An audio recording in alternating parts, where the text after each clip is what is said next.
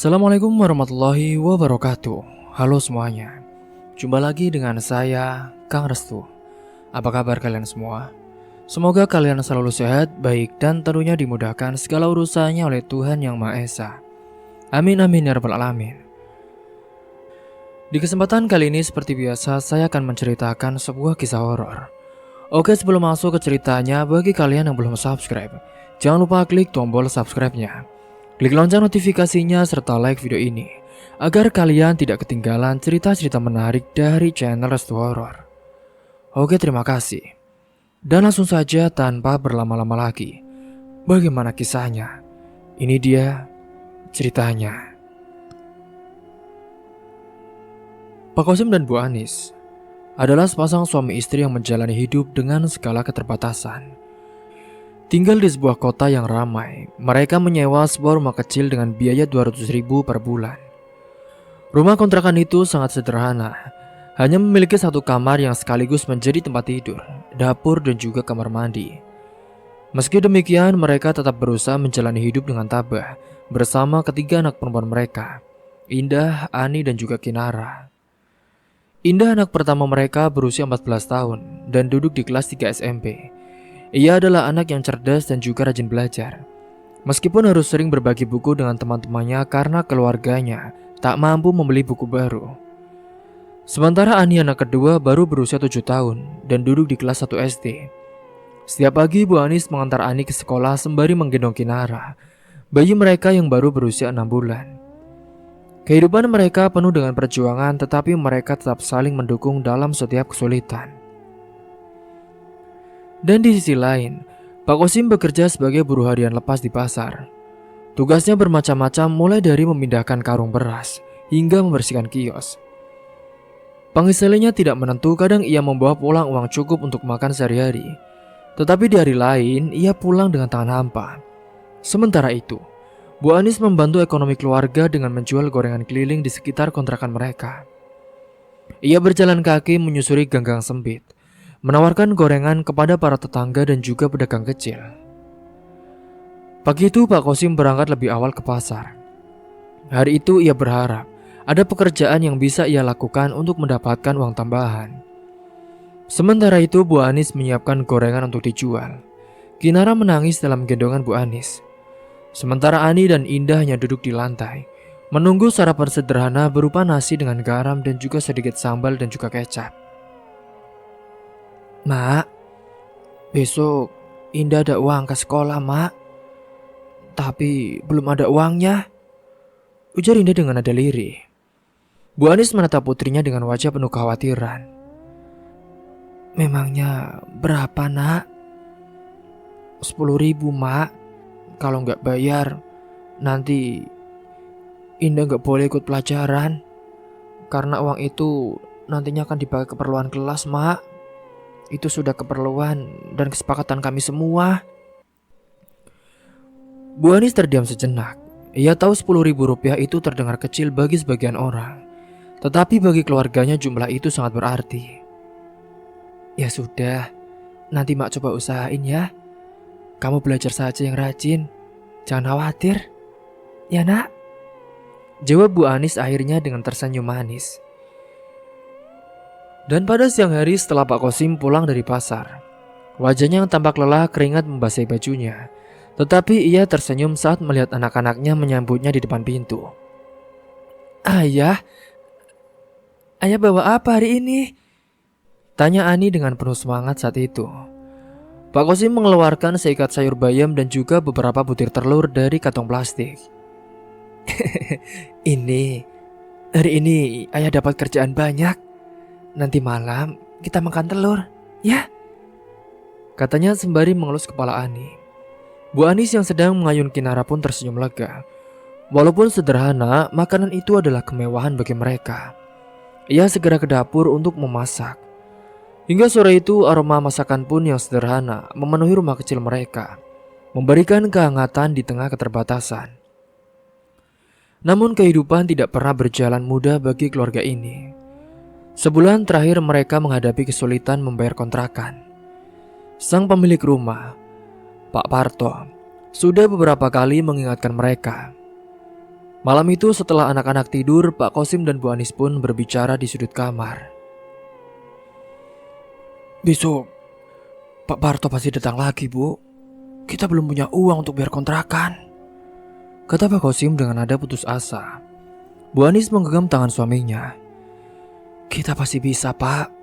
Mungkin besok Ibu bisa jual lebih banyak gorengan. Kalau tidak cukup, kita cari cara lain." Pak Kosim mengangguk pelan. Meski ia merasa terbebani, ia selalu kagum pada semangat Bu Anis yang tak pernah padam. Ia tahu mereka harus terus berjuang demi masa depan anak-anak mereka. Singkatnya, pada pagi berikutnya, seperti biasa Bu Anis berkeliling menjajakan gorengan. Kali ini ia mencoba menawarkan dagangannya ke area yang lebih jauh dari biasanya. Sayangnya hasilnya tidak seberapa. Di sisi lain, Pak Kosim mendapat kabar bahwa pasar tempat ia biasa bekerja akan direnovasi, sehingga kini pekerjaannya pun mungkin semakin sulit didapat dalam beberapa minggu ke depan. Di tengah semua kesulitan ini, Indah menunjukkan ketangguhannya. Ia mulai membantu ibunya dengan mengerjakan pekerjaan rumah, sembari tetap fokus pada sekolah. Ia bermimpi suatu hari bisa membawa keluarganya keluar dari kemiskinan ini. "Mak, Indah janji akan belajar yang rajin, Mak. Nanti kalau sudah besar, Indah mau bantu emak dan bapak," katanya suatu malam. Bu Anis memeluk putrinya. "Emak percaya sama kamu, Nak. Pasti kamu bisa. Kamu harus tetap semangat, ya." Singkat cerita, hari itu Pak Kosim pun kembali dari pasar dengan wajah yang muram. Kabar tentang renovasi pasar membuatnya semakin bingung. Pekerjaan di pasar adalah sumber penghasilan utama, dan tanpa itu semua, ia harus mencari cara lain untuk memenuhi kebutuhan keluarga, termasuk membayar kontrakan yang sudah jatuh tempo. Sepanjang malam saat itu, Pak Kosim merenung sembari menatap langit-langit kamar yang gelap. Pikirannya melayang mencari solusi. Hingga akhirnya, ia memutuskan untuk mencoba memulung sampah pada keesokan harinya. Ia mendengar bahwa barang-barang bekas seperti botol plastik dan juga kardus bisa dijual untuk mendapatkan sedikit uang. Pada pagi-pagi sekali setelah memastikan keluarganya sudah sarapan seadanya, Pak Kosim keluar membawa karung besar yang ia temukan di dekat pasar. Ia mulai berjalan menyusuri gang-gang sempit dan tempat pembuangan sampah. Dengan penuh kesabaran, ia memungut botol plastik, kardus, dan juga barang bekas lainnya yang masih memiliki nilai jual. Di tengah kesibukannya, ia tidak menyadari bahwa salah satu teman sekolah Indah, ia bernama Andi, melihatnya sedang memulung di dekat sekolah. Andi mengenali Pak Kosim karena pernah bertemu di rumah Indah saat belajar bersama. Andi tidak berkata apa-apa saat itu, tetapi dalam pikirannya muncul niat jahat untuk menceritakan hal ini kepada teman-teman lain yang ada di sekolah. Hari itu Indah pulang dari sekolah dengan langkah biasa, membawa buku-buku di tangannya. Di tengah jalan ia melihat ayahnya sedang memulung di pinggir jalan. Wajahnya yang penuh keringat, Indah tidak pernah merasa malu. Sebaliknya ia tetap merasa bangga pada ayahnya yang mau bekerja keras demi keluarganya. Namun ia tidak menyadari bahwa teman-temannya juga telah mengetahui hal ini. Singkatnya, pada keesokan harinya di sekolah, suasana terasa berbeda bagi Indah. Saat ia memasuki kelas, beberapa teman pun mulai berbisik dan juga tertawa kecil sembari melirik ke arahnya. Awalnya Indah tidak menghiraukannya, tetapi saat jam istirahat telah tiba, kelompok teman-teman yang sering mengolok-olok orang lain pun mendekatinya. "Indah, aku lihat ayahmu kemarin loh di jalan," kata Andi dengan nada mengejek. Indah pun menatapnya dengan bingung. "Iya, memangnya kenapa?" jawabnya. "Ayahmu jadi pemulung ya?" "Dia mulung sampah. Kok kamu gak malu sih punya ayah kayak gitu?" Timbal seorang anak perempuan, disambut dengan tawa-tawa teman-temannya. Hati Indah pun terasa seperti ditusuk oleh duri yang tajam. Ia ingin menjawab tetapi lidahnya terasa keluh. Mereka terus berbicara, mengutarakan hal-hal yang menyakitkan. "Pantas saja kamu selalu pakai baju yang sama ke sekolah. Ayahmu pasti gak punya uang ya?" Cemooh Andi lagi. Indahnya terdiam. Ia tidak ingin menangis di depan mereka. Tetapi hatinya sangat sedih setelah bel masuk berbunyi. Ia kembali ke kelas dengan mata yang berkaca-kaca. Sepanjang perjalanan ia tidak bisa fokus. Ia hanya memikirkan kata-kata teman-temannya. Saat pulang sekolah pun Indah berjalan lebih lambat dari biasanya. Air matanya akhirnya mengalir tanpa bisa ditahan. Sesampainya di rumah, ia langsung masuk ke kamar dan menutup pintu. Sementara Bu Anis yang sedang menggendong Kinara menyadari perubahan pada putrinya. "Nak, Indah, kamu kenapa? Kamu sakit?" tanya Bu Anis lembut sembari mengetuk pintu kamar.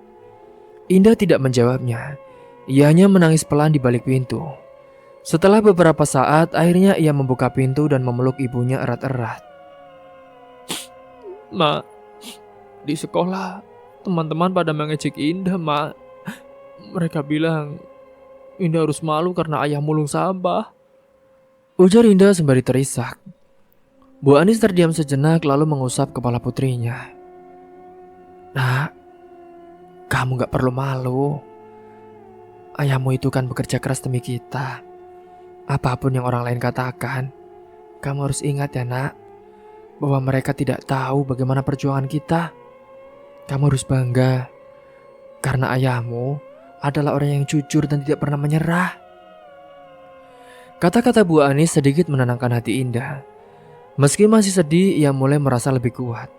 Ia tahu bahwa keluarganya adalah segalanya, dan ia tidak boleh membiarkan orang lain merendahkan mereka. Sementara itu di sisi lain Pak Kosim terus memulung setiap hari. Meski pekerjaan itu melelahkan dan sering mendapatkan pandangan sinis dari orang-orang, ia tetap melakukannya demi keluarganya. Singkatnya, pada suatu sore saat sedang memulung di sekitar tempat tinggal mereka, seorang tetangga yang bernama Pak Rudi, dia menghampirinya. Kosim, kamu sekarang mulung ya?" "Iya Pak, soalnya pasarnya mau direnov, jadi saya nggak ada kerjaan lain." Pak Rudi pun mengangguk mengerti. Ia merasa iba tetapi juga kagum pada keteguhan hati Pak Kosim. "Iya ya Pak, gimana ya? Soalnya kan pasar juga kelihatan kumuh, jadi sepertinya harus diperbaiki Pak, biar semuanya menjadi nyaman. Oh iya, kalau Bapak butuh bantuan apa-apa, bilang saja kepada saya ya. Jangan malu-malu. Siapa tahu kan saya mungkin bisa kasih kerjaan kecil-kecilan." "Iya Pak, terima kasih banyak. Tapi saya rasa memulung ini juga masih bisa menghasilkan kok Pak. Terima kasih ya Pak," jawab Pak Kosim dengan tulus. Ia sebenarnya ingin saja meminta bantuan kepada Pak Rudi ataupun tetangga yang lainnya, tetapi dia tidak enak hati karena dia tidak mau terlihat dikasihani oleh orang lain. Hari-hari terus berlalu dan keluarga Pak Kosim pun tetap bertahan di tengah segala cobaan. Indah meski masih sering mendapatkan cemoohan dan bulian di sekolah, dia mulai belajar untuk tidak terlalu mempedulikan kata-kata teman-temannya. Ia bahkan mulai berpikir untuk membantu ibunya menjual gorengan sepulang sekolah, atau bahkan membawanya ke sekolah untuk dijual kepada teman-temannya dan juga ibu kantin.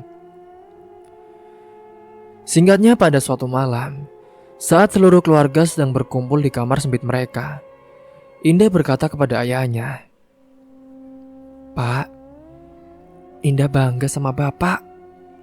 Indah juga gak malu. Indah senang punya Bapak yang selalu bekerja keras untuk kami, Pak," ucap Indah saat itu. Pak Kosim terharu mendengar kata-kata putrinya. Ia mengusap air matanya yang hampir jatuh. "Terima kasih anak. Bapak juga bangga punya anak seperti kamu. Kamu harus terus belajar yang rajin ya, supaya nanti kamu bisa punya hidup yang lebih baik dari bapak dan ibu." Meskipun keluarga dari Pak Kosim dipenuhi dengan kesulitan, tetapi ada rasa cinta dan harapan. Meski orang lain memandang rendah mereka, Pak Kosim dan Bu Anis serta anak-anak mereka tahu bahwa yang paling terpenting adalah tetap bersyukur dan saling mendukung. Itulah ajaran yang selalu diajarkan kepada Indah, Ani dan juga nanti anaknya yang akan besar. Ani anak kedua Pak Kosim dan juga Bu Anis. Singkatnya juga menghadapi kesulitan yang berbeda dari kakaknya di Indah. Sebagai seorang anak kecil yang baru duduk di kelas 1 SD, Ani tentunya belum memiliki kekuatan mental untuk menghadapi ejekan teman-temannya layaknya kakaknya. Setiap hari ia selalu membawa bekal sederhana berupa nasi dengan kecap yang dibungkus seadanya oleh ibunya. Ani pun sering makan di sudut halaman sekolah, berusaha menghindari perhatian teman-temannya di saat teman-temannya istirahat membeli jajan yang enak-enak. Namun meskipun dia sudah menghindar, terkadang usahanya sia-sia. Ani, kok kamu setiap hari makan nasi sama kecap saja sih? Kamu gak punya uang buat jajan ya? Tanya seorang anak laki-laki sembari tertawa, ditemani beberapa temannya. Ani menunduk tidak menjawab. Ia merasa malu meskipun ia tahu keluarganya sudah berusaha keras untuk memberinya makan. Namun ejekan itu yang semakin sering datang, terutama setelah ada yang tahu bahwa kini ayahnya bekerja sebagai pemulung. Oh ya Ani, bapakmu mulung sampah juga ya? Pantas saja kamu gak pernah bawa uang jajan. Cemooh seorang anak perempuan, sembari sambil menutup hidungnya seolah mencium bau tidak sedap. Ani mencoba mengabaikan kata-kata itu, tetapi hatinya terasa berat. Ia pun kini mulai enggan pergi ke sekolah, takut menghadapi ejekan yang terus-menerus. Hingga suatu pagi ketika Bu Ani sedang menyiapkan bekal untuknya, Ani pun tiba-tiba berkata, "Mak, Ani gak mau sekolah." Bu Anis berhenti sejenak. Dia terkejut mendengar ucapan itu. "Loh, kenapa nak? Kamu sakit?" Tanyanya dengan cemas. Ani menggelengkan kepala tetapi air matanya pun mulai mengalir. "Ani selalu diejek, Mak. Teman-teman Ani suka mengejek Ani. Mereka bilang Ani miskin. Mereka bilang ayah mulung. Ani malu, Mak." Ujarnya sembari terisak. Mendengar itu hati Bu Anis pun terasa remuk. Ia memeluk Ani erat-erat, mencoba menenangkan anaknya yang menangis di pelukannya. "Ani, dengar ya nak, kamu gak perlu malu. Apa yang teman-teman Amu bilang itu gak penting. Yang penting, Ani tahu kalau mak sama bapak sayang banget sama Ani, dan juga sayang sama kakak dan juga adik. Ya, Ani harus sekolah biar pinter, biar nanti bisa jadi dokter. Katanya pengen jadi dokter." Ujar Bu Ani sembari mengusap kepala Ani dan memberikan kata-kata mutiara agar supaya Ani ini bisa tenang. Namun kata-kata itu tidaklah cukup untuk meyakinkan Ani. Hari-hari berikutnya ia terus menolak pergi ke sekolah. Bu Anis pun tetap mencoba membujuknya dengan berbagai cara. Tetapi saat itu Ani masih tetap untuk menutup diri. Melihat putrinya yang masih kecil sudah menghadapi tekanan seperti ini, Bu Anis merasa sangat sedih. Hingga di malam yang sunyi saat anak-anak sudah tertidur, ia pun mencurahkan isi hatinya kepada Pak Kosim. "Pak, Ani gak mau sekolah lagi, Pak. Sudah hampir 3 hari dia gak masuk. Katanya dia malu karena diejek teman-temannya, Pak." Ujar Bu Anis dengan suara serak. Pak Kosim terdiam mencoba mencerna kabar itu. Ia menghela nafas panjang lalu berkata, "Bapak tahu, Bu, hidup kita memang berat. Tapi Bapak gak mau anak-anak kita menyerah, Bu. Ani harus sekolah, biar dia punya masa depan yang lebih baik dari kita." "Iya, Pak, Ibu juga maunya gitu. Ibu juga merasa gagal, karena Ibu belum bisa kasih mereka kehidupan yang layak, Pak. Bahkan buat jajan di sekolah saja, kita masih gak mampu." Ucap Bu Anis sembari matanya berkaca-kaca. Pak Kosim menggenggam tangan istrinya dengan erat. Sudah, jangan salahkan diri sendiri, Bu. Kita sudah berusaha semampu kita. Kita harus terus berjuang ya.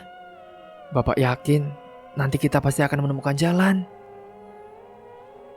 Esok paginya saat itu meski Ani tetap menolak pergi ke sekolah, Bu Anis tidak menyerah. Ia pun lalu berbicara dengan guru kelas Ani, menceritakan situasi yang dialami oleh anaknya. Sang guru Bu Rina merasa iba dan berjanji akan membantu Ani agar dia bisa merasa nyaman kembali di sekolah. Hari itu juga Bu Rina mengumpulkan seluruh siswa di kelas dan berbicara kepada mereka. "Anak-anak, kalian tahu tidak? Setiap orang punya kehidupan yang berbeda. kita berteman. Tidak baik mengejek teman hanya karena dia tidak membawa uang jajan atau karena pekerjaan orang tua kita. Ya, jadi teman itu harus saling menolong. Kita tidak boleh mengejek. Emang kalian mau nanti masuk neraka? Ih, enggak bu, enggak. Aku enggak mau masuk neraka, ucap teman-teman saat itu. Hingga saat itu beberapa anak pun terlihat tertunduk malu dan ketakutan. Meski Bu Rina tidak menyebut nama Ani secara langsung, pesan itu jelas ditujukan untuk mereka yang sering mengejeknya. Hingga setelah itu Bu Rina mendekati Ani yang duduk diam di sudut kelas. Ia pun tersenyum dan berkata, "Ani, kamu anak yang kuat, ya. Kalau ada yang mengganggu kamu, bilang ke ibu guru ya." "Iya Bu." Ani hanya mengangguk kecil sembari berkata lirih. Meski ia masih merasa takut, perhatian dari Bu Rina memberinya sedikit keberanian untuk kembali ke sekolah tetap belajar. Namun di rumah, Bu Anis terus memikirkan cara agar Ani tidak merasa terlalu berbeda dari teman-temannya. Ia pun kini memutuskan untuk mencoba membuat jajanan kecil yang bisa Ani bawa ke sekolah, seperti keripik singkong ataupun kue sederhana. Meskipun tidak banyak, ia berharap itu bisa membantu Ani merasa lebih percaya diri. Sementara di sisi lain, Pak Kosim yang semakin giat memulung. Ia mulai bangun lebih pagi dan pulang lebih larut, berharap bisa mengumpulkan lebih banyak barang bekas yang bisa dijual. Meski lelah, ia selalu menyempatkan waktu untuk bermain dengan anak-anaknya, terutama Ani yang membutuhkan perhatian lebih. Singkatnya, suatu hari, ketika Bu Ani selesai membuat gorengan untuk dijual, Ani pun mendekatinya dan berkata, "Mak, nanti kalau Ani mau ke sekolah lagi, Ani boleh bawa gorengan ini buat teman-teman gak, Mak?" Bu Anis tersenyum lebar, merasa harapan mulai tumbuh di hati putrinya. "Iya, boleh. Mak juga senang. Nanti Mak akan buatkan yang paling enak untuk kamu dan juga teman-teman kamu, ya?" jawabnya. Hari itu pun menjadi titik balik bagi Ani. Dengan dukungan dari orang tuanya dan juga perhatian dari gurunya, ia perlahan-lahan kembali ke sekolah. Meski masih ada sedikit rasa takut, Ani mulai belajar untuk tidak mempedulikan ejekan teman-temannya. Ia bahkan kini membalasnya dengan berbagi gorengan buatan ibunya dengan beberapa temannya yang baik, yang akhirnya membuat mereka lebih ramah kepadanya. Malam itu suasana jalanan sepi. Pak Kosim berjalan pelan menuju rumah setelah seharian memulung. Tubuhnya terasa lelah tapi pikirannya lebih berat lagi. Tanggal pembayaran kontrakan sudah lewat 2 hari dan ia pun belum punya uang untuk membayarnya. Ia merasa malu setiap kali berpapasan dengan Pak Parto, pemilik kontrakan yang beberapa kali sudah menagihnya. Saat melintasi depan masjid di ujung jalan saat itu, singkatnya Pak Kosim ini melihat sesuatu yang berkilauan di bawah lampu redup. Ia menghentikan langkahnya dan menunduk sebuah ponsel tergeletak di atas paving, terlihat baru dan juga mahal. Seketika hatinya berdebar, ia pun melihat ke sekeliling, memastikan tidak ada orang yang memperhatikan. "Wah, siapa yang meninggalkan ini?" gumamnya. Pak Kosim memandang ponsel itu dengan ragu. Hatinya berperang antara mengambilnya atau meninggalkannya. Tetapi kebutuhan mendesak di rumah, serta kontrakan yang harus dibayar, anak-anak yang butuh makan, membuat pikirannya semakin kusut dan kacau. Hingga akhirnya dia yang tergoda oleh itu. "Wah, saya nggak punya pilihan nih." Pak Kosim tidak tahu saat itu. Dia pun langsung mengambil ponsel itu memasukkannya ke dalam saku. Dia tidak tahu bahwa seorang lelaki muda yang baru selesai sholat telah meninggalkannya tanpa sengaja karena terburu-buru mengambil air wudhu saat itu. Ketika lelaki itu kembali mencari ponselnya, ia terkejut karena benda itu sudah tidak ada di tempatnya. "Ya Allah, di mana ponselku?" ujar lelaki itu dengan panik. Ia bertanya kepada beberapa orang yang masih berada di masjid, tetapi tidak ada yang melihat siapapun mengambilnya. Sementara Pak Kosim yang sudah berjalan menjauh, mencoba menenangkan dirinya. Hatinya bergemuruh antara rasa bersalah dan juga kebutuhan yang memaksa. Hingga sesampainya di rumah, ia menyembunyikan ponsel itu di bawah tumpukan kain di lemari. Ia memutuskan untuk menjualnya esok hari kepada seorang kenalannya yang sering membeli barang bekas. Keesokan paginya pun, setelah memastikan Bu Anis dan anak-anak sedang sibuk dengan kegiatan mereka masing-masing, Pak Kosim membawa ponsel itu ke pasar kecil di dekat tempat tinggal mereka. Ia menemui seorang pedagang barang bekas yang biasa menerima barang-barang elektronik. "Pak, saya punya ponsel, mau dijual," kata Pak Kosim dengan suara pelan. Pedagang itu pun lalu memeriksa ponsel tersebut dengan teliti. "Wah, ini masih baru ya Pak. Harganya bisa lumayan ini. Kalau gitu, saya beli 500.000, gimana?" Pak Kosim pun mengangguk tanpa banyak berpikir. Uang 500.000 itu cukup untuk membayar kontrakan dan juga membeli sedikit kebutuhan pokok. Setelah menerima uang itu, ia pun segera pulang dan membayar kontrakannya kepada Pak Parto. "Pak Parto, ini uang kontrakan saya Pak. Maaf ya Pak, terlambat," ucap Pak Kosim sembari menyerahkan uang. Pak Parto pun tersenyum dengan kecut. "Ya, terima kasih ya Kosim. Lain kali, kamu ini kalau bayar jangan telat-telat lagi, ya?" "Iya Pak."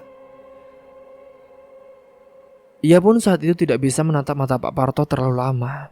Ada rasa bersalah yang terus menggerogoti hatinya. Meski uang kontrakan itu sudah dibayar, ia tetap tidak merasa lega. Sebaliknya pikirannya semakin terbebani oleh perbuatannya. Malam harinya saat semua orang sudah tidur, Pak Kosim duduk sendirian di sudut kamar. Ia menatap dinding dengan kosong dengan pikirannya dipenuhi bayangan lelaki yang kehilangan ponselnya. "Astagfirullah, apa yang aku lakukan ini salah ya?" gumamnya. Ia tahu betul bahwa tindakannya ini tidak benar, tetapi ia merasa terdesak oleh keadaan. Hari-hari berlalu dan rasa bersalah itu pun semakin kuat. Setiap kali ia melihat anak-anaknya, terutama Indah yang selalu bangga dengan kejujuran ayahnya, hatinya terasa semakin hancur. Ia mulai merasa bahwa tindakannya telah mengkhianati nilai-nilai yang selama ini ia ajarkan kepada keluarganya. Hingga suatu sore ketika sedang memulung di sekitar masjid, Pak Kosim pun melihat poster kecil yang ditempel di tembok. Beruntung saat itu di halaman masjid itu tidak ada CCTV-nya. Dan di poster itu berisi pengumuman kehilangan ponsel, lengkap dengan deskripsi dan juga nomor kontak pemiliknya. Pak Kosim menatap poster itu dengan lama. Hatinya kembali berperang, ia tahu ia sudah menjual ponsel itu. Tetapi ia merasa bahwa ini adalah kesempatan untuk memperbaiki kesalahannya. Namun apa boleh buat, ia sudah melakukan itu. Dan mungkin itulah yang bisa dia lakukan karena terpaksa. Hingga akhirnya saat itu Pak Kosim pun mengabaikan poster itu dan pergi meninggalkan tempat itu. Singkat cerita, malam itu suasana di rumah kontrakan Pak Kosim begitu sunyi. Di sudut ruangan yang kecil dan pengap, Bu Anis menggendong bayi mereka, Kinara yang sedang demam tinggi. Tubuh kecil Kinara panas dan nafasnya terdengar berat.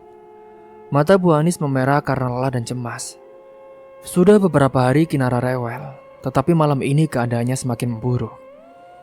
Pak Kosim duduk di lantai memandangi uang 80.000 yang ia dapatkan dari hasil memulung selama seminggu terakhir. Jumlah itu tidak seberapa, tetapi ia tahu uang tersebut sangat berarti untuk keluarganya. Ia awalnya berencana menggunakannya untuk membeli beras dan juga kebutuhan lain, agar anak-anaknya bisa makan dengan layak. Namun melihat kondisi Kinara, ia tidak punya pilihan lain. "Pak, Kinara semakin panas Pak. Kita harus beli obat Pak," ujar Bu Anis dengan suara pelan, tetapi penuh dengan kecemasan. Pak Kosim mengangguk pelan, ia tahu Bu Anis benar. Kesehatan Kinara jauh lebih penting daripada makanan. Dengan cepat ia pun mengambil uang itu dan pergi ke apotek kecil di ujung jalan. Di sana ia membeli obat penurun panas dan juga sedikit obat herbal untuk bayi. Uang 80.000 itu habis dalam sekejap saja, dan kini Pak Kosim pulang dengan tangan kosong. Setelah memberikan obat kepada Kinara, mereka hanya bisa berharap demamnya segera turun. Sementara itu kedua anaknya Indah dan juga Ani, mereka hanya duduk di sudut kamar, saling bersandar ke tembok. Perut mereka keroncongan sejak siang tadi, tetapi mereka ini tidak berani mengeluh. Indah meskipun baru 14 tahun, dia mencoba bersikap dewasa. Ia memeluk adiknya Ani yang mulai menangis karena kelaparan. "Kak, aku lapar, Kak," bisik Ani sembari menyeka air matanya. Indah mengusap kepala adiknya dengan lembut. "Sabar ya Ani, kita minum air putih dulu. Nanti pasti mak sama bapak cari cara buat kita makan," ujarnya berusaha menenangkannya meskipun ia sendiri menahan lapar. Bu Anis mendengar percakapan itu dan hatinya pun terasa remuk. Ia ingin sekali memberikan makanan kepada anak-anaknya, tetapi ia tidak punya apa-apa lagi di dapur. Dia juga sudah hampir 3 hari ini dia tidak jualan gorengan karena memang tidak ada uang untuk modalnya. Ia pun hanya bisa duduk di sudut ruangan menggenggam tangan Kinara yang mulai tertidur setelah meminum obat. Sementara Pak Kosim masuk ke rumah dengan langkah lemas. Ia melihat Indah dan Ani yang duduk terdiam, lalu mendekati mereka. "Ani, Indah, maafin Bapak ya nak. Bapak belum bisa kasih kalian makan hari ini," ucapnya. Indah hanya mau kecil, ia bahkan tidak ingin membuat ayahnya merasa lebih bersalah. Namun saat itu, Ani tetap menangis keras membuat suasana semakin pilu. "Kenapa hidup kita selalu begini sih, Pak? Aku gak kuat lagi, Pak. Nahan lapar terus," ujar Ani di sela tangisannya. Pak Kosim memeluk Ani erat-erat. Ia tahu ucapan anaknya itu bukan untuk menyalahkannya, tetapi karena rasa frustasi yang wajar bagi anak seusianya. "Iya, Bapak janji nak, besok Bapak akan cari cara supaya kalian bisa makan. Kalian sabar ya nak," katanya mencoba menenangkan Ani meskipun ia sendiri tidak tahu apa yang harus ia lakukan. Malam itu pun mereka semua tidur dengan perut kosong. Bu Anis yang biasanya selalu kuat diam-diam menangis di sisi Kinara.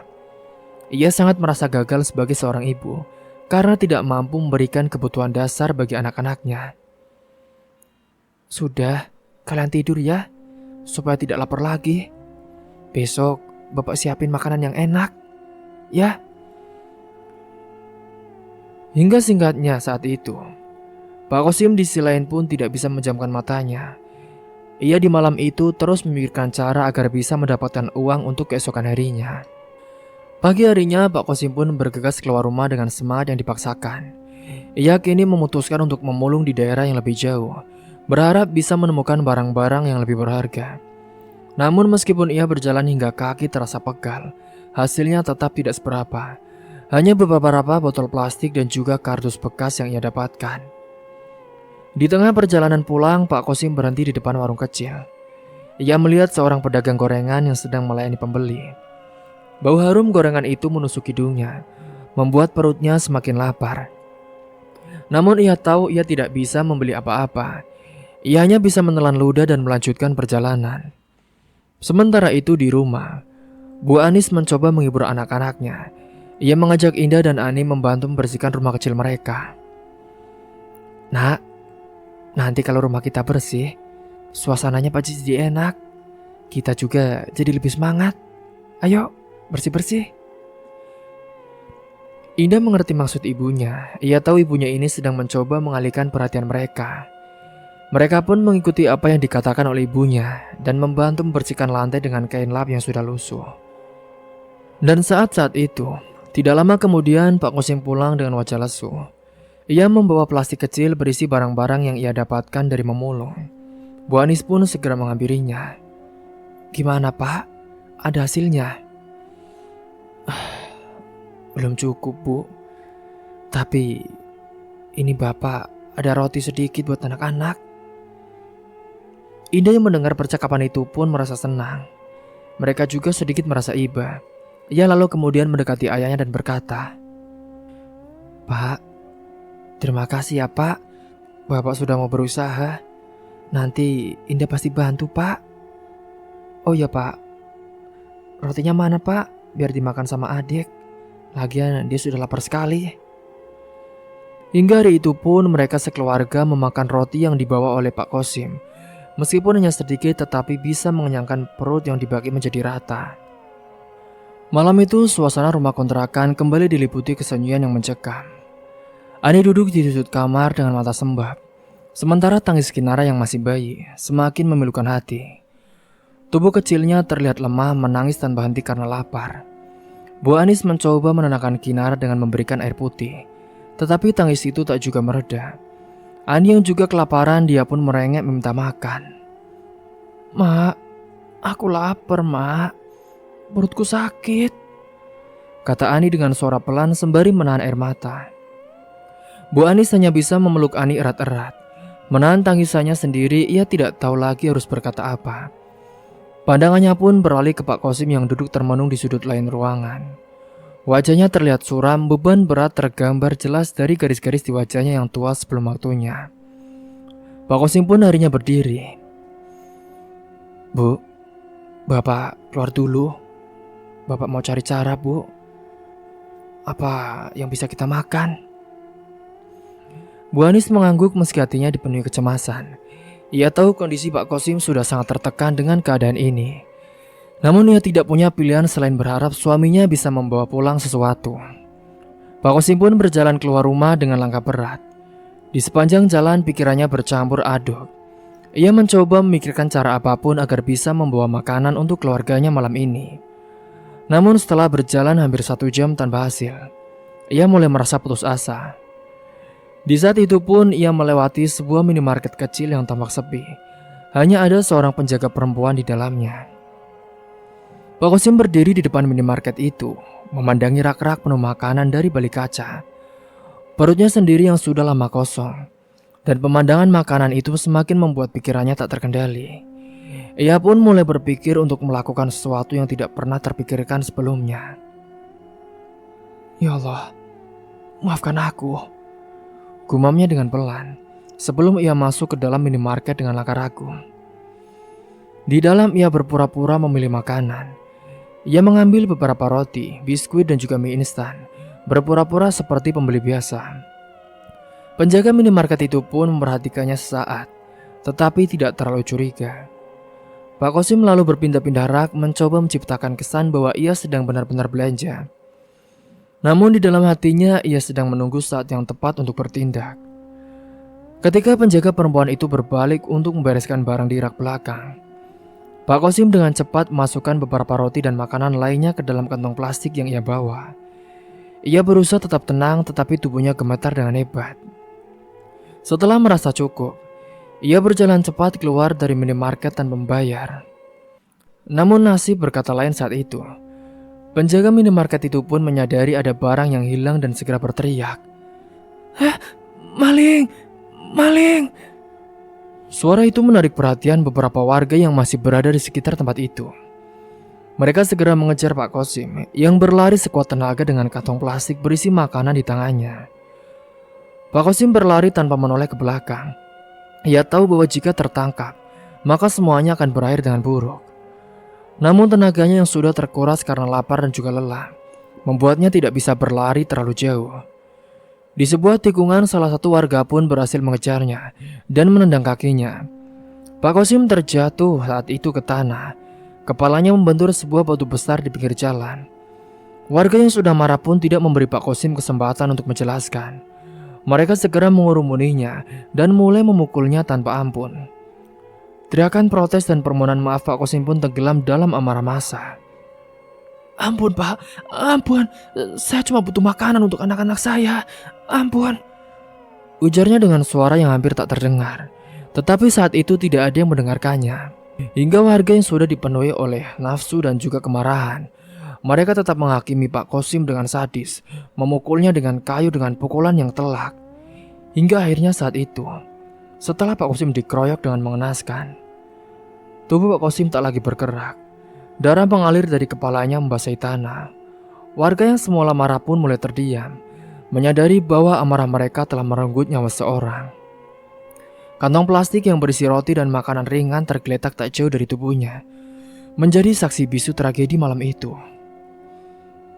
Sementara di rumah kontrakan saat itu, Bu Anis terus menunggu suaminya dengan cemas. Tangis Kinara akhirnya mereda karena kelelahan. Sementara Ani tertidur dalam pelukan ibunya.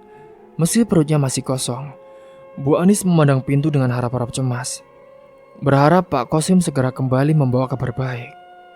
Namun harapan itu pupus ketika seorang tetangga datang mengetuk pintu dengan wajah penuh duka. Bu Anis, saya mau ngomong sesuatu, Bu. Ini soal Pak Kosim, katanya dengan suara berat. Bu Anis merasakan dadanya sesak. Ia tidak bisa berkata apa-apa, hanya menatap tangannya dan juga menatap tetangganya dengan mata yang membelalak. Kata-kata berikutnya terasa seperti petir yang menghantamnya. Bu, Pak Kosim, dia meninggal, Bu. Tadi ada kejadian di minimarket. Apa? Meninggal? Kenapa, Bu? Belum selesai bertanya dan menjawab, Bu Anis terjatuh. Tubuhnya lemas tak berdaya, tangisannya pecah, menggema di ruangan sempit itu. Ia tidak percaya bahwa suaminya yang begitu ia cintai telah pergi untuk selamanya. Sementara anak-anaknya yang sudah tertidur pada malam itu. Hanya Indah yang masih sedang mengerjakan tugas dari sekolah. Dia pun berlari kecil saat itu.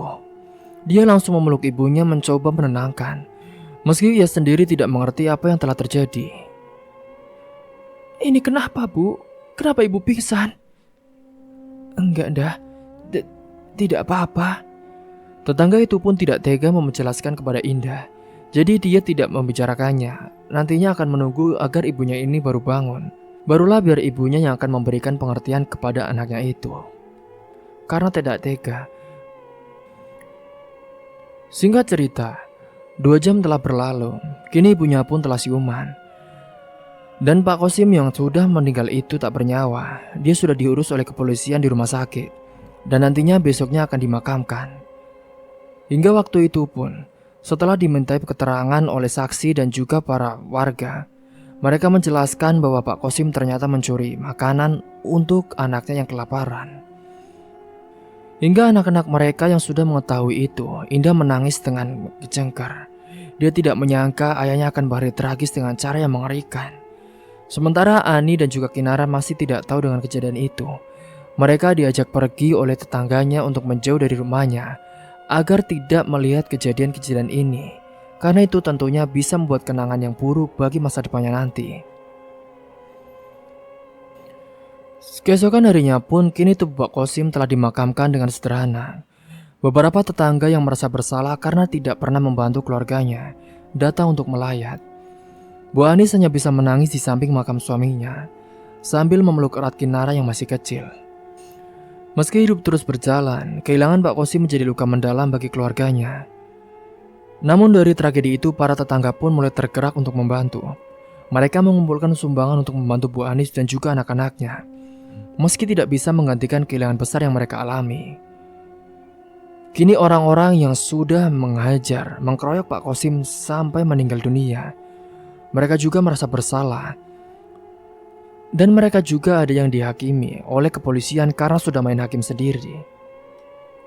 Pak Kosim pergi dengan membawa rasa cinta dan pengorbanan besar untuk keluarganya, meninggalkan sebuah pelajaran pahit tentang beratnya hidup dalam kemiskinan, yang membuat arwah dari Pak Kosim belum tenang karena akan masih menuntut balas dendam kepada mereka-mereka yang telah membunuh hidupnya. Setelah kematian tragis Pak Kosim, suasana di rumah kontrakan semakin muram. Bu Anis masih diliputi duka mendalam, sementara anak-anaknya terutama Ani yang terus bertanya-tanya kemana ayah mereka pergi. Indah yang meski usianya masih muda, dia mencoba sekuat tenaga menjaga ketenangan keluarganya. Setiap kali adiknya Ani menangis dan bertanya, "Kak, kenapa ayah nggak pulang, Kak?" Indah hanya bisa memeluknya sembari menangis, berusaha menenangkan meski hatinya sendiri penuh luka. Sementara di sisi lain, polisi pun mulai menyelidiki kasus kematian Pak Kosim. Mereka mendatangi minimarket tempat kejadian untuk mengumpulkan keterangan dari penjaga toko dan juga saksi mata. Dari hasil penyelidikan awal, diketahui bahwa Pak Kosim hanya mengambil beberapa roti dan juga makanan ringan, yang jika dilihat dari nilainya, tidak sebanding dengan hukuman yang ia terima. Kejadian itu pun menyorot tindakan beberapa warga yang main hakim sendiri. Hingga saat itu, salah satu warga pun yang ditangkap adalah Aldi, seorang pedagang pasar yang dulu pernah bekerja di tempat yang sama dengan Pak Kosim. Aldi memang dulu dikenal sebagai orang yang sering berselisih dengan Pak Kosim, dianggap sebagai pesaing yang merebut pelanggan. Atau ketika pasar direnovasi dan mereka kehilangan pekerjaan, Aldi memang diam-diam menyimpan dendam. Dia memanfaatkan kejadian ini di minimarket untuk melampiaskan amarahnya. Warga lain yang juga diamankan adalah Salman, tetangga dekat yang sering mengeluh soal kehidupan keluarga Pak Kosim. Salman ini merasa terganggu dengan keberadaan keluarga miskin itu, yang menurutnya hanya menjadi beban masyarakat. Ketika kejadian di minimarket berlangsung saat itu, Salman tidak berpikir panjang dan ikut dalam amukan massa. Dia menghantam wajah Pak Kosim dengan begitu keras, memukulnya dengan merasakan kepuasan. Kini kedua orang itu pun harus menghadapi hukuman atas perbuatan mereka. Di kantor polisi mereka hanya bisa tertunduk saat ditanya mengapa mereka melakukan tindakan tersebut. Aldi yang awalnya terlihat tegas, akhirnya menangis saat mengakui bahwa ia menyimpan dendam pribadi terhadap Pak Kosim. Maafkan saya, Pak. Saya hilaf. Saya tidak berpikir bahwa itu akan membuat nyawanya hilang. Tapi waktu itu saya terlalu keras dan tak sengaja mendorongnya hingga kepalanya menyentuh batu, Pak. Ucapnya sembari menahan air matanya. Sementara itu Salman pun hanya berusaha membela diri. Kalau saya hanya ikut-ikutan, Pak, warga lain juga akan marah karena dia mencuri, ujarnya. Tetapi saat itu polisi tidak begitu saja menerima alasan itu. Semua bukti menunjukkan bahwa mereka adalah dua dari pelaku utama yang memulai tindakan kekerasan terhadap Pak Kosim. Berita tentang kasus ini pun menyebar cepat di lingkungan sekitar. Banyak warga yang baru menyadari betapa beratnya hidup keluarga Pak Kosim, dan mereka merasa menyesal tidak pernah memberikan bantuan kepada keluarga itu. Hingga beberapa dari mereka mulai mengumpulkan sumbangan untuk membantu Bu Anis dan juga anak-anaknya. Meskipun mereka tahu tidak ada yang bisa menggantikan kehilangan seorang kepala keluarga. Di rumah kontrakan kecil itu, Bu Anis berusaha sekuat tenaga menghadapi kenyataan. Ia tahu ia harus menjadi lebih kuat untuk anak-anaknya. Namun setiap malam, saat semua anak tertidur, ia menangis sendirian. Gambaran suaminya yang penuh perjuangan terus terbayang di pikirannya. Ia merasa bersalah karena tidak mampu mencegah Pak Kosim melakukan tindakan yang akhirnya merenggut nyawanya. Awalnya istrinya tidak percaya kalau suaminya akan melakukan pencurian, karena yang dia tahu suaminya adalah orang yang sangat jujur dan berpegang teguh pada nilai-nilai kebenaran. Mak, Bapak kapan pulang, Mak? Tanya Anis suatu malam sembari memegang tangan ibunya. Pertanyaan itu pun membuat hati Bu Anis kembali hancur. Ia memeluk Ani erat-erat mencoba menahan tangisnya. Bapak sudah pergi jauh, Nak. Dia nggak akan pulang lagi, katanya dengan suara bergetar. Kini akhirnya Bu Ani pun mencoba berkata jujur kepada anaknya itu. Tapi kenapa, Mak? Apa Bapak nggak sayang lagi sama kita? Kenapa dia nggak ngajak kita? Tanya Ani dengan polos.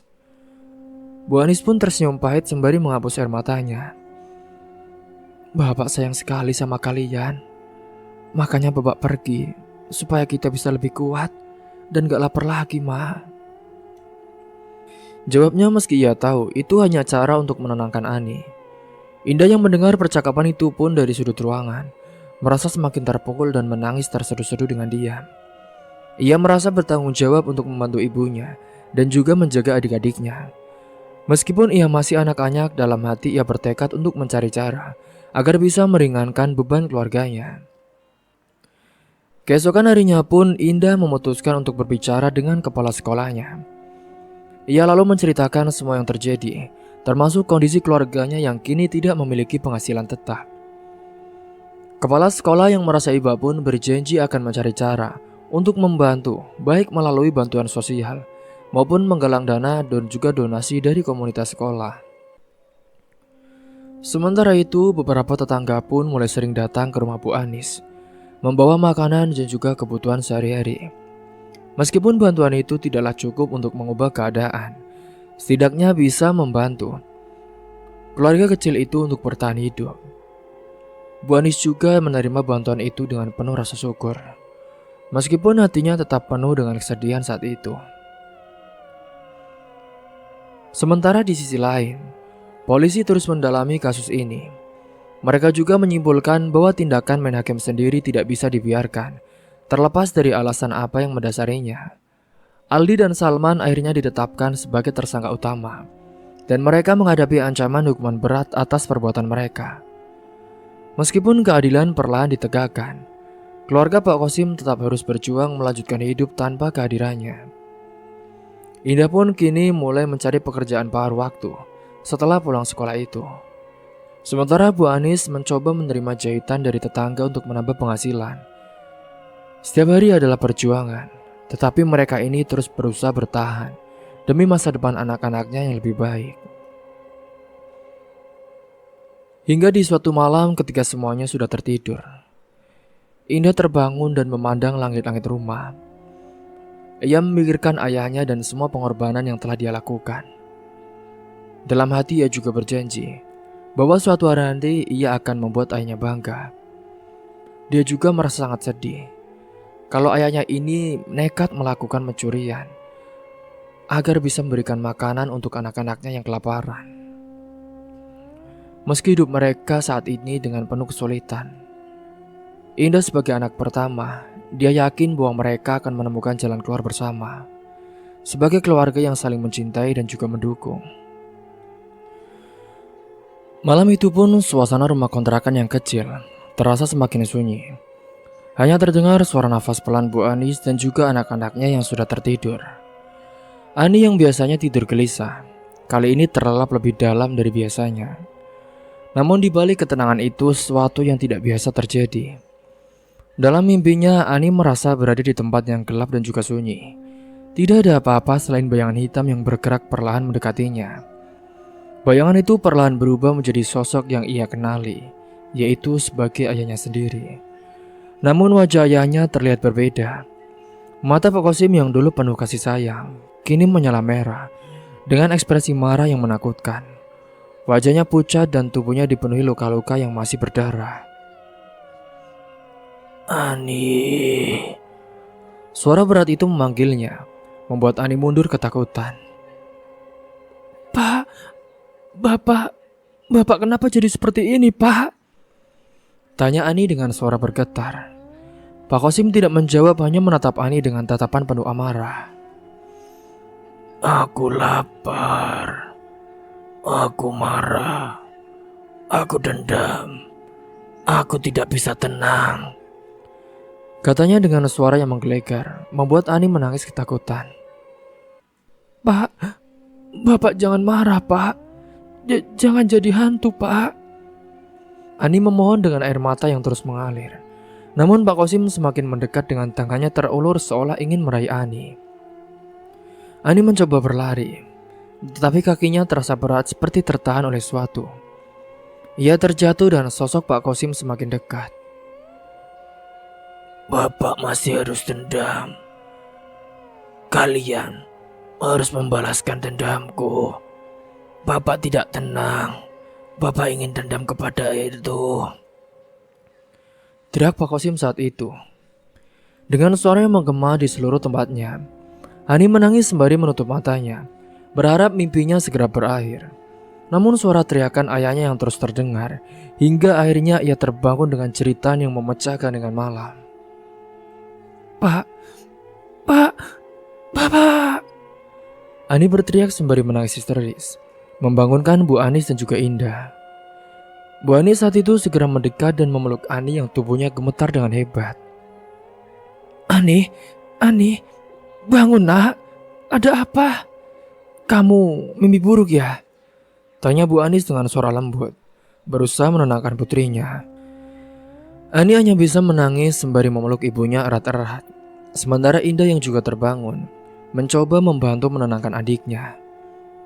Dek, tenang dek, ini cuma mimpi. Bapak gak marah kok, kata Indah sembari mengelus kepala adiknya. Setelah beberapa saat tangis Ani mereda. Meskipun tubuhnya saat itu masih gemetar, Bu Anis kemudian bertanya dengan pelan. Ani, Coba cerita ke ibu. Kamu mimpi apa tadi? Ani mengusap air matanya dan menjawab dengan suara pelan. Aku ketemu bapak, Bu. Tapi kenapa bapak jadi hantu, Bu? Katanya bapak pergi. Terus bapak juga serem banget, Bu. Matanya merah, wajahnya berdarah, terus bapak marah-marah, Bu. Perkataan Ani membuat Bu Anis tercekat. Ia pun berusaha keras menyembunyikan rasa takut yang mulai merapi hatinya, serta menahan tangisnya mendengar ucapan dari anaknya itu. Sudahlah nak, lupakan saja. Itu mungkin cuma mimpi buruk. Bapak gak akan marah. Bapak sudah tenang nak. Dia pasti sayang sama kalian. Kata Bu Anis mencoba meyakinkan Ani, sekaligus dirinya sendiri. Tapi Bu, bapak bilang dia gak bisa tenang di alam sana. Apa bapak sudah mati ya Bu? Ucap Ani. Membuat suasana semakin mencekam saat itu. Indah memeluk adiknya lebih erat. Sudah dek, itu cuma mimpi. Kita doain bapak ya, biar bapak tenang di sana. Bapak juga pasti gak mau lihat kita sedih, katanya dengan lembut. Malam itu Bu Anis pun memutuskan untuk membaca doa bersama dengan anak-anaknya. Ia percaya bahwa doa adalah cara terbaik untuk mendoakan ketenangan arwah Pak Qasim. Meskipun hatinya Indah diliputi kecemasan, ia berusaha tetap kuat demi adik-adiknya. Singkat cerita, pada keesokan harinya, Bu Anis menceritakan mimpi Ani kepada seorang tetangga yang dikenal sebagai ustazah atau orang yang paham dengan ilmu kegaiban. Namanya Bu Marlina. Bu Marlina, saya bingung Bu. Ani ini mimpi Bu, bapaknya jadi hantu, terus marah-marah. Apa mungkin arwah suami saya nggak tenang ya Bu? Tanya Bu Anis dengan suara penuh keraguan. Ibu Marlina pun mengangguk pelan, kemudian menjawab. Kadang, arwah yang meninggal dengan cara yang tidak wajar memang sulit tenang Bu Anis. Apalagi kalau ada beban atau masalah yang belum selesai di dunia. Biasanya dia juga akan meminta dendam. Tapi kita nggak perlu takut. Yang penting, kita terus mendoakan beliau dan memohonkan ampunan untuknya. Bu Anis mendengarkan dengan serius. Jadi, saya harus gimana Bu? Tanyanya. Ya sudah, kita doa bersama saja. Kalau memungkinkan, sedekahkan sesuatu atas nama almarhum Pak Qasim. Meski kecil, insya Allah itu bisa membantu Bu. Jawab Bu Marlina dengan lembut. Malam itu Bu Anis pun mengajak anak-anaknya untuk berdoa bersama lagi. Ia juga kini berencana memberikan sedikit uang dari hasil bantuan tetangga sebagai sedekah untuk mengenang Pak Qasim. Meski hanya uang sedikit, ia berharap itu bisa menjadi amal untuk suaminya. Namun bayangan mimpi Ani masih terus membekas. Setiap malam Ani merasa takut untuk tidur. Ia seringkali menangis sendiri, mengingat wajah mengerikan ayahnya dalam mimpi itu. Hal ini tentu membuat Indah semakin cemas. Bu, bagaimana kalau Ani jadi sakit Bu? Sepertinya dia terus kepikiran soal mimpi itu. Bu Anis hanya bisa mengelus kepala Indah, mencoba menenangkan. Sudahlah nak, kita terus doakan bapak saja. Semoga Ani juga perlahan bisa melupakan mimpinya. Namun tidak hanya Ani yang merasa terganggu. Kini Bu Anis sendiri pun mulai merasa bahwa ada sesuatu yang belum selesai. Ia merasa perlu melakukan sesuatu untuk memberikan ketenangan pada arwah suaminya. Dalam hatinya ia bertekad untuk mencari keadilan atas apa yang terjadi pada Pak Qasim. Ia ingin memastikan bahwa mereka yang bertanggung jawab atas kematian suaminya mendapatkan hukuman yang setimpal. Di sisi lain, Indah pun mencoba mengambil peran sebagai pengganti ayah untuk Ani dan juga Kinara. Ia menjaga mereka dengan penuh kasih sayang. Meskipun dirinya sendiri masih dihantui duka mendalam, setiap kali melihat wajah Ani yang polos, Indah merasa semakin kuat untuk melindungi adik-adiknya. Hari-hari berlalu, ketenangan petendang Pak Qasim pun terus membayangi keluarga kecil itu. Mereka tahu bahwa hidup mereka harus terus berjalan. Tetapi kehilangan itu meninggalkan luka yang sulit untuk sembuh. Dan dalam setiap doa yang mereka panjatkan, mereka percaya bahwa Pak Kosim mendengar dan merasakan cinta mereka dimanapun ia berada. Sementara di sisi lain, kini Aldi yang sudah mendekam di balik jeruji besi mulai merasakan sesuatu yang aneh. Malam-malamnya tidak pernah tenang setiap kali ia mencoba tidur. Bayangan dari Pak Kosim muncul di dalam mimpi. Dalam mimpi itu wajah Pak Kosim terlihat menyeramkan, penuh luka dan juga darah. Dengan mata yang menyala marah, sosok itu selalu mendekat dan berbisik dengan suara menggelegar. "Kau akan merasakan apa yang kurasakan. Aku tidak terima. Aku ingin kau mati." Aldi sering terbangun di tengah malam dan juga keringat dingin. Tubuhnya gemetar dan juga rasa takut yang luar biasa menghantui setiap nafasnya. Ia mencoba menceritakan mimpinya kepada Salman yang juga berada di sel yang sama. Namun Salman hanya menganggapnya sebagai lelucon saat itu. "Alah, itu kan cuma perasaan bersalahmu saja, Di. Sudahlah, jangan pikirkan hal yang gak masuk akal," ucap Salman. Meski sebenarnya ia sendiri mulai merasa tidak nyaman.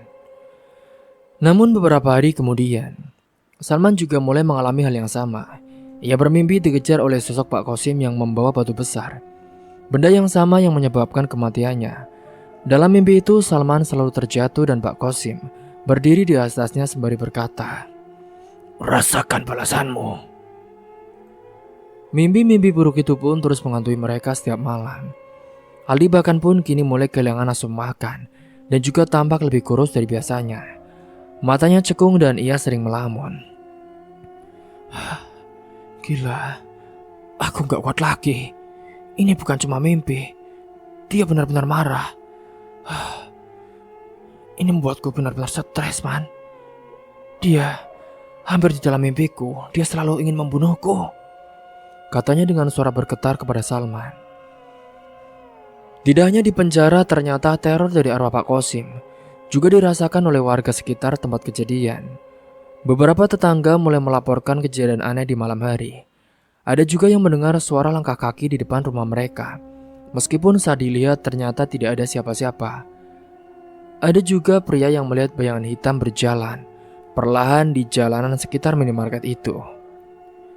Sementara Ibu Marlina, salah satu tetangga, mereka juga pernah mengaku melihat sosok menyerupai Pak Kosim yang berdiri di sudut jalan dekat minimarket pada malam hari. "Astagfirullahaladzim, wajahnya penuh luka dan matanya seperti penuh kemarahan, Bu.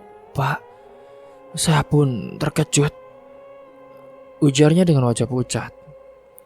Sementara di sisi lain, jalan tempat Pak Kosim meninggal dunia juga mulai dikenal sebagai tempat yang angker. Karena saat dulu Pak Kosim dibunuh oleh orang-orang itu, tepat di pinggir jalan di depan minimarket itu, yang jaraknya kurang lebih hanya 100 meter. Bahkan dari orang-orang yang mengendarai motor di situ, melaporkan bahwa mereka ini hampir pernah mengalami kecelakaan karena merasa ada sesuatu yang tiba-tiba muncul di tengah jalan. Salah satu pengendara pun bahkan mengaku melihat sosok pria dengan wajah penuh darah yang berdiri di pinggir jalan. "Iya, saya dulu hampir menabraknya, tapi tiba-tiba sosok itu menghilang," kata pengendara itu dengan nada takut. Teror itu pun semakin menjadi-jadi. Minimarket tempat kejadian mulai sepi pengunjung karena banyak yang takut saat itu. Penjaga toko juga sering mendengar suara-suara aneh, seperti orang menghela nafas berat di dalam toko saat ia sendirian. Bahkan ada saat di mana lampu di dalam toko tiba-tiba mati dan juga menyala sendiri. Sementara itu di rumah kontrakan Bu Anis, kehadiran arwah Pak Kosim juga mulai dirasakan. Ani yang masih kecil sering mengatakan bahwa ia melihat ayahnya duduk di sudut ruangan dengan wajah yang sedih. "Bu, Bapak ada di sana, Bu. Tapi kenapa dia nggak senyum sama Ani ya, Bu? Apa Bapak sudah pulang?" tanyanya dengan polos. Bu Anis hanya bisa memeluk Ani erat-erat sembari mencoba menenangkan dirinya. Namun di dalam hatinya ia merasa bahwa suaminya ini memang belum tenang. Ia pun mulai berpikir bahwa Kosim mungkin akan menyimpan dendam atas apa yang terjadi kepadanya. Suasana semakin mencekam ketika suatu malam Indah ini terbangun dan melihat bayangan ayahnya di dekat jendela. Bapak. Panggilnya pelan namun bayangan itu hanya diam dan perlahan menghilang. Indah merasa tubuhnya kaku dan ia tidak bisa berkata apa-apa. Keesokan paginya ia pun lalu menceritakan kejadian itu kepada ibunya. Bu, kini aku juga dimimpiin Bapak, Bu. Sepertinya Bapak benar-benar ada di sini, Bu. Ucap Indah dengan nada serius. Kalau benar begitu, kita harus terus doakan dia, Nak. Mungkin Bapak belum bisa pergi karena masih ada urusan yang belum selesai. Jawab Bu Anis sembari menahan tangis. Hari-hari berlalu tetapi teror tidak berkurang. Aldi dan Salman yang kini sudah semakin terpuruk di penjara mulai menunjukkan tanda-tanda gangguan jiwa. Aldi sering berbicara sendiri meminta maaf berulang kali kepada seorang yang tidak terlihat. Kosim, saya salah Kosim. Ampuni saya, Sim. Ampuni saya. Jangan bunuh saya. Di dalam mimpi itu dia terus mengigau seperti itu. Kini Salman di sisi lain pun mulai menjadi lebih pendiam. Namun setiap kali ia tertidur, jeritan di dalam mimpinya membuat para tahanan lain ketakutan dan juga marah dengan sikap dari Salman. Kejadian itu pun membuat para polisi mulai memanggil seorang pemuka agama untuk memberikan nasihat-nasihat kepada para tahanan napi. Mereka diminta untuk memohon ampun dan berdoa agar arwah dari Pak Kosim ini bisa tenang. Namun baik Aldi maupun Salman, dia merasa bahwa dosa mereka terlalu besar untuk dimaafkan. Sementara di rumah, Bu Anis akhirnya memutuskan untuk mengadakan doa bersama. Ia mengundang hanya beberapa tetangga dan meminta Ibu Marlina untuk membantu mengatur acara tersebut. Dia melakukan itu hanya untuk menjadikan arwah suaminya tenang. Meskipun saat itu, dia hanya menyediakan makanan-makanan yang sederhana, seperti lontong dan juga tempe, yang dimasak dengan seadanya. Bu, semoga dengan doa ini, arwah Pak Kosim bisa tenang, dan kita semua bisa terbebas dari gangguannya, Bu. Hingga singkatnya waktu itu doa bersama pun berlangsung dengan hikmat. Seluruh tetangga yang hadir ikut mendoakan arwah Pak Kosim. Hingga setelah acara selesai, Bu Anis merasa sedikit lega. Meskipun ia tahu bahwa perjalanan untuk menenangkan hati dan juga arwah suaminya masih panjang. Namun malam itu sesuatu yang tidak biasa pun terjadi. Ani yang biasanya ketakutan, bermimpi lagi bertemu ayahnya. Kali ini wajah Pak Kosim itu tampak lebih biasa saja. Apakah mungkin karena dia sudah berhasil mengganggu dari Aldi dan juga Salman? Namun bagi Aldi dan Salman, mimpi buruk itu pun terus berlanjut, menjadi bayangan yang tidak pernah hilang. Mereka tahu apa yang mereka lakukan terhadap Pak Kosim tidak akan pernah bisa ditebus dengan mudah. Jalanan depan minimarket yang menjadi tempat Pak Kosim menghembuskan nafas terakhir, kini semakin dikenal angker. Malam itu seorang supir truk melaju perlahan di jalan yang sepi. Lampu jalan yang redup hanya memberikan penerangan samar-samar. Ketika supir itu hampir melewati minimarket, tiba-tiba ia melihat sosok seorang pria berdiri di tengah jalan. Pria itu tampak pucat dengan wajah yang penuh luka, menatap tajam ke arah supir itu. Kaget supir itu pun langsung membanting setir ke kanan untuk menghindari sosok tersebut. Namun gerakannya yang mendadak membuat truk menyerempet sebuah motor yang sedang melintas. Motor itu pun oleng dan pengendaranya terjatuh ke aspal dengan keras. Truk pun kehilangan kendali menabrak tiang listrik hingga menyebabkan suara keras menggema di sepanjang jalan. Warga sekitar yang mendengar suara benturan pun segera keluar rumah untuk melihat apa yang terjadi. Mereka menemukan seorang pria terkapar di pinggir jalan dengan tubuh yang penuh luka. Sementara pengendara motor tergeletak tidak jauh dari sana. Beberapa orang pun bergegas menolong, sementara yang lain hanya berdiri memandang dengan rasa takut. Ketika korban truk yang masih sadar ditanya, ia dengan suara gemetar berkata, Iya Pak, tadi ada orang di tengah jalan. Dia berdiri begitu saja. Saya banting setir karena takut menabraknya, Pak. Wajahnya terlihat pucat dan tangannya gemetar saat menunjuk ke arah jalan yang kini kosong. Namun tidak ada seorang pun di sana. Sosok yang dikatakan supir itu menghilang tanpa jejak. Warga yang mendengar penjelasan itu pun mulai berbisik-bisik, mengaitkannya dengan kejadian sebelumnya. Mereka teringat cerita tentang kematian dari Qasim yang sering menampakkan diri di sekitar minimarket. Wah, apa jangan-jangan arwah Qasim ya? Itu pasti dia. Karena mungkin saja dia tidak tenang. Dia pasti masih berkeliaran di sini. Kecelakaan malam itu pun menambah panjang daftar insiden di jalan tersebut. Karena dalam sebulan terakhir, sudah 4 kali kecelakaan terjadi di tempat yang sama. Sebelumnya seorang pengendara sepeda motor melaporkan bahwa ia melihat bayangan pria dengan wajah berdarah berdiri di pinggir jalan. Ketika mencoba menghindari bayangan itu, ia justru terjatuh dan mengalami luka yang parah. Bahkan beberapa hari setelahnya seorang pengemudi mobil pun melaporkan hal serupa. Ia melihat sosok pria berdiri diam di tengah jalan dengan tatapan kosong. Ketika ia membanting setir untuk menghindar, mobilnya menabrak pagar rumah warga. Beruntung saat itu tidak ada korban jiwa dalam kejadian tersebut. Tetapi cerita tentang sosok misterius itu kini semakin meluas di kalangan warga. Malam-malam di sekitar minimarket kini menjadi mencekam. Orang-orang yang terpaksa melintasi jalan itu sering mempercepat langkah mereka atau memilih jalan lain. Mereka tidak ingin menjadi saksi atau bahkan korban berikutnya dari kemunculan arwah Pak Qasim. Sementara di sisi lain, Bu Anis yang mendengar cerita tersebut dari tetangga hanya bisa termenung. Ia merasa bersalah dan juga sedih membayangkan bahwa arwah suaminya mungkin benar-benar masih bergentayangan. Mas, apa kamu masih marah ya Pak? Apa yang bisa aku lakukan agar kamu tenang? Gemanya sembari memandangi foto suaminya. Ani yang mendengar cerita seram tentang jalan itu pun dari teman-temannya di sekolah. Dia mulai merasa takut. Ia sering memeluk ibunya dan juga bertanya, Bu, apa benar Bu, kalau Bapak ternyata sudah meninggal? Dan sebenarnya Bapak jadi arwah gentayangan, Bu. Bu Anis hanya bisa menggeleng pelan dan memeluk Ani erat-erat, berusaha meyakinkan dirinya sendiri bahwa semuanya akan baik-baik saja. Namun berita tentang kecelakaan itu pun terus menyebar. Bahkan beberapa orang mulai datang ke minimarket untuk melihat apakah mereka bisa menangkap bukti penampakan Pak Qasim. Beberapa dari mereka membawa kamera dan merekam jalanan di sekitar minimarket, berharap bisa melihat sesuatu yang tidak biasa.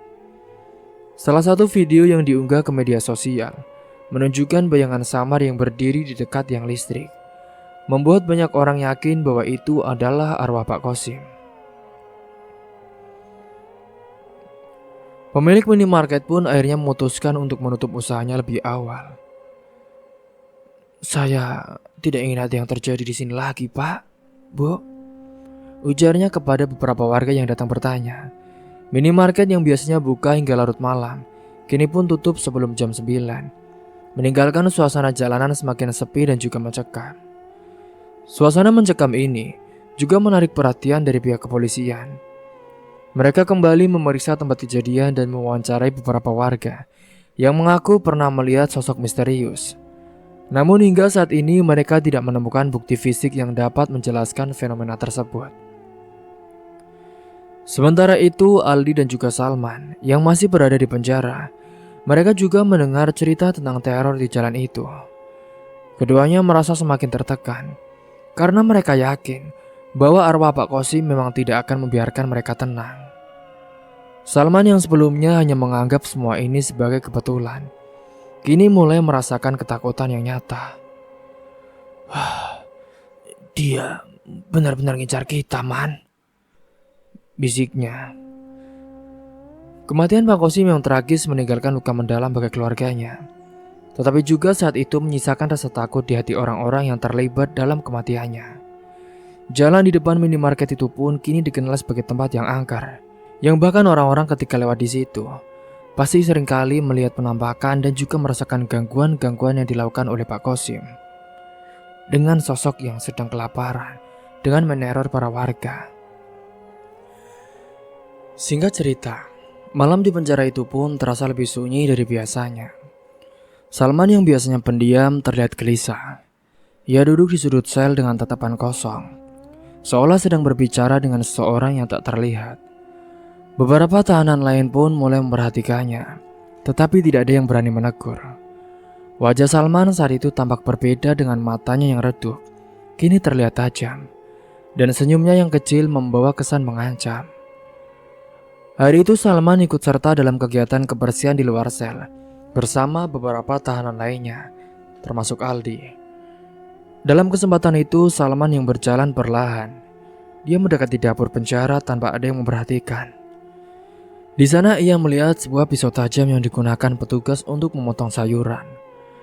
Gerakannya cepat dan tanpa ragu. Ia menyelipkan pisau itu ke balik bajunya. Ketika malam tiba dan para tahanan kembali ke sel masing-masing, Salman tetap diam di sudut ruangan. Aldi yang berbagi sel dengannya pun sudah tertidur. Namun di balik diamnya Salman, ternyata Salman menyimpan rencana kelam. Rasa dendam yang berasal dari arwah Pak Qasim membara dalam dirinya, merasuki setiap pikiran dan tindakannya. Ia saat malam itu, Salman telah dirasuki oleh arwah dari Qasim, yang berniat untuk melampiaskan kejahatan yang dilakukan Aldi, yaitu dengan membunuhnya saat itu juga. Tepat tengah malam itu saat Salman yang berdiri perlahan, memastikan langkahnya tidak menganggunkan tahanan lain. Pisau yang disembunyikan pun diambil dengan gerakan yang sangat tenang. Ia mendekati Aldi yang masih tertidur dengan pulas. Wajah Salman terlihat kosong tetapi matanya penuh dengan amarah. Dalam hitungan detik saja, pisau itu kini menancap di tubuh Aldi. Jeritan Aldi membangunkan seluruh sel tetapi semuanya terlambat. Aldi telah meregang nyawa di tempat dengan darah yang menggenang di lantai. Anehnya saat itu Salman tidak takut, dia hanya tersenyum teringai, yang membuat para tahanan lain merasa takut dan khawatir. Yang tidak mereka tahu bahwa saat itu Salman telah dirasuki oleh arwah dari Qasim. Tahanan lain pun yang terbangun hanya bisa melihat Salman berdiri dengan pisau yang penuh darah di tangannya. Wajah Salman memang tampak asing, bukan seperti dirinya yang biasa. Salah satu tahanan pun memberanikan diri bertanya kepadanya, kenapa kau lakukan ini, Salman?" Salman hanya menoleh perlahan, dan dengan suara rendah namun menggema, ia berkata, "Ini balasan atas apa yang dilakukan." Ucapnya dengan suara yang berbeda. Wajahnya pun terlihat begitu menyeramkan dan ada kilatan kemarahan di matanya. Para tahanan yang ketakutan mulai berteriak memanggil petugas. Namun sebelum petugas datang, mereka yang berada di dekat Salman mulai menyerangnya. Mereka menganggap tindakan Salman sangatlah berbahaya dan rasa takut membuat mereka bertindak di luar batas. Salman yang masih dalam pengaruh kerasukan arwah dari Pak Qasim melawannya dengan sengit. Tetapi jumlah mereka yang terlalu banyak dengan pukulan bertubi-tubi menghantam tubuhnya membuat Salman terjatuh dan tak berdaya. Jadi itulah rencana yang dilakukan oleh arwah Qasim membalas dendam untuk pelaku kematian yang telah membunuhnya itu. Di malam itu pun ketika para petugas akhirnya tiba, Salman sudah tak bernyawa. Dua nyawa pembunuh itu sudah meninggal dengan keadaan yang tragis dan juga mengerikan. Dendam arwah dari Qasim pun akhirnya terbalas. Kini singkatnya tubuh mereka berdua tergeletak di lantai dengan luka di sekujur tubuhnya. Pisau yang ia gunakan untuk menyerang Aldi kini tergeletak tak jauh dari tubuhnya. Wajahnya yang penuh luka terlihat tenang, seolah-olah dia sudah menyelesaikan sesuatu yang penting. Para tahanan yang terlibat pengeroyokan pun langsung diamankan oleh petugas. Mereka hanya bisa terdiam, menyadari bahwa mereka telah membunuh Salman dalam keadaan panik. Namun mereka tidak bisa menghilangkan bayangan wajah Salman saat ia menyerang Aldi. Wajah itu tidak terlihat seperti wajah manusia biasa, melainkan seperti seorang yang dipenuhi amarah yang sangat luar biasa. Berita tentang insiden ini pun segera menyebar ke dalam penjara dan juga keluar ke masyarakat. Para tahanan lain dan napi lain yang mendengar cerita tersebut mulai menghubungkan kejadian itu dengan arwah Qasim. Mereka yakin bahwa Salman telah dirasuki oleh arwah tersebut untuk membalaskan dendamnya kepada Aldi. Beberapa tahanan pun bahkan mengaku melihat bayangan hitam yang melayang di sekitar sel Salman pada malam itu. Sementara petugas penjara yang skeptis, mencoba menenangkan para tahanan dengan mengatakan bahwa semua ini hanyalah kebetulan. Namun cerita tentang arwah Pak Kosim yang sudah terlalu dalam meresap di benak mereka. Tidak ada yang berani tidur dengan tenang, terutama mereka yang merasa pernah terlibat dalam kejadian yang menimpa Pak Kosim. Sementara di sisi lain, keluarga Pak Kosim yang mendengar berita itu pun hanya bisa menatap hampa. Bu Anis merasa bahwa semua ini hanya memperpanjang penderitaan yang mereka alami. Pak, apa yang kamu lakukan? Apa yang kau inginkan, Pak? Gumamnya sembari memeluk Ani dan Indah. Ia tahu bahwa dendam tidak akan membawa kedamaian bagi siapapun. Namun meskipun Aldi dan Salman sudah meninggal dunia, kini kehadiran arwah Pak Kosim masih dirasakan oleh beberapa orang di sekitar penjara dan juga lokasi kejadian. Beberapa tahanan juga melaporkan bahwa mereka mendengar langkah kaki yang berat di malam hari, seolah-olah seorang sedang berjalan di lorong. Ada pula yang mengaku melihat bayangan yang menyerupai Kosim di pojok sel, atau menyerupai arwah dari Aldi dan juga Salman, yang menatap mereka dengan tatapan tajam. Kejadian ini pun meninggalkan trauma mendalam bagi banyak orang. Kini penjara itu dikenal sebagai tempat yang angker.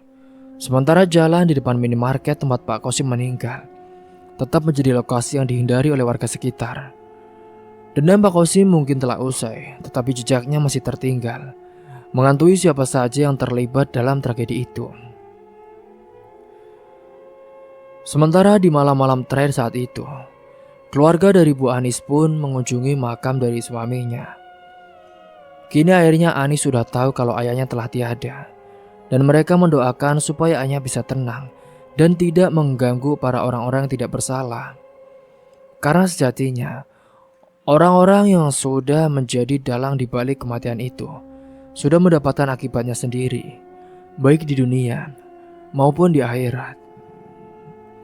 Dendam tidak akan pernah membawa kedamaian, baik bagi yang hidup maupun yang telah tiada. Setiap tindakan ini pasti akan memiliki konsekuensi, baik di dunia maupun di akhirat. Kebaikan dan pengampunan adalah jalan menuju ketenangan jiwa, bukan amarah ataupun balas dendam. See you.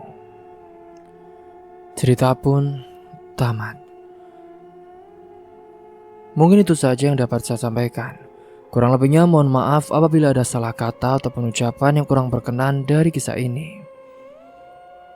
Sampai jumpa di cerita selanjutnya. Akhir kata, wassalamualaikum warahmatullahi wabarakatuh.